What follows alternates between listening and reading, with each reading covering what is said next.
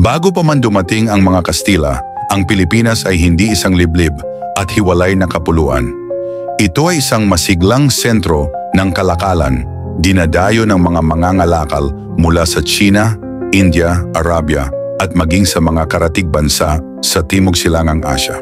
Sa video na ito, susuriin natin ang matagal nang nakalimutang papel ng Pilipinas bilang sentro ng kalakalan sa sinaunang Asya. Libu-libong taon na ang nakalipas, bago pa man umusbong ang mga kaharian sa Europa, ang ating kapuluan ay konektado na sa isang malawak na network ng palitan ng kalakal. Sa baybayin ng Butuan, natagpuan ang mga sinaunang bangka na tinatawag na balangay, malalaking sasakyang pandagat na kayang maglayag sa dagat-dagatan ng Asya.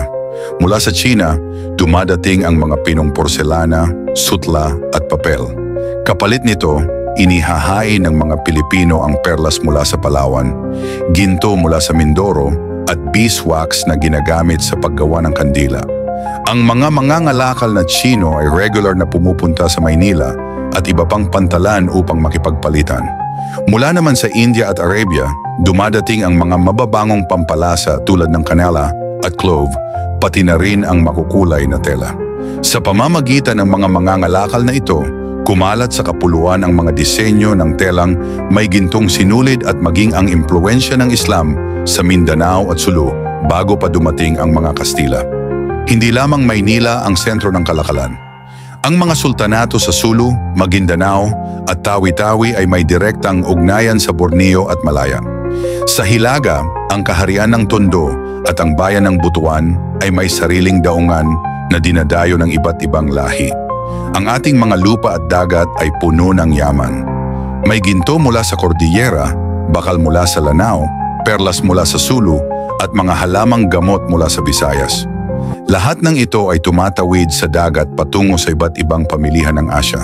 Dahil sa patuloy na kalakalan, naging mas mayaman ang kultura ng Pilipinas. Ang ating musika, sining at pananamit ay may halong impluwensya mula sa iba't ibang bansa. Maging ang ating mga salita ay nagmula sa iba't ibang wika tulad ng Sanskrit, Hokkien at Arabic. Noong 1521, dumating ang mga Kastila at natuklasan nila na ang kapuluan ay matagal ng bahagi ng isang malawak na kalakalan. Ginamit nila ito upang iugnay ang Pilipinas sa galleon trade na nagdurugtong sa Asya at Amerika.